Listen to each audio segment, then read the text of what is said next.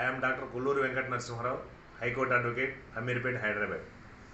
ఈ హైడ్రా చేస్తున్నటువంటి చర్యలు అభినందనీయమే కానీ ముందు ఏదైతే ఆక్రమణకు గురైనాయో వాళ్ళకి నోటీసులు ఇచ్చి చట్ట ప్రకారంగా ఏదైతే అనుమతులు ఇచ్చారో అటువంటి వాళ్ళపైన కూడా చర్యలు తీసుకున్నట్లయితే బాధితులకు న్యాయం జరుగుతుంది.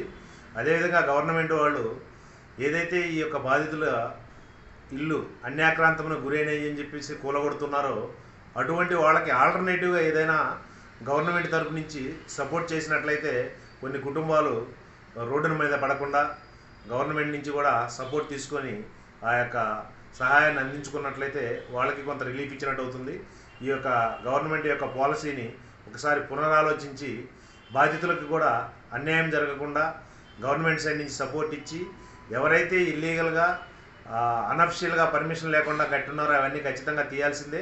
తీయకపోతే రాబోయే భవిష్యత్తులో భావితరాలన్నీ కూడా మొత్తం మునిగిపోవడానికి ఊరూర్లే అల్లకల్లోలం అయిపోవడానికి వరదలు రావడానికి కారణాలు ఉన్నాయి.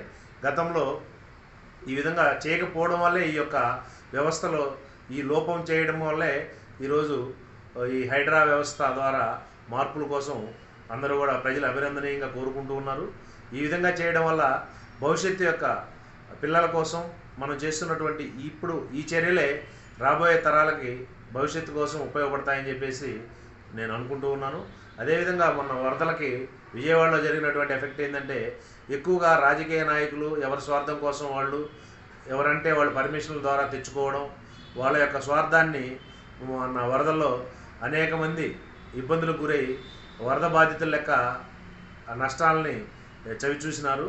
అలాంటి భవిష్యత్తులో రాకుండా ఉండాలంటే గవర్నమెంట్ గట్టిగా నిర్ణయం తీసుకొని ఒక ప్రత్యేకమైనటువంటి ఈ వరద బాధితుల గురించి ఈ యొక్క అన్యాక్రాంతమైనటువంటి వాళ్ళ గురించి కూడా ప్రత్యేకమైన చట్టం తీసుకుని రావాలి.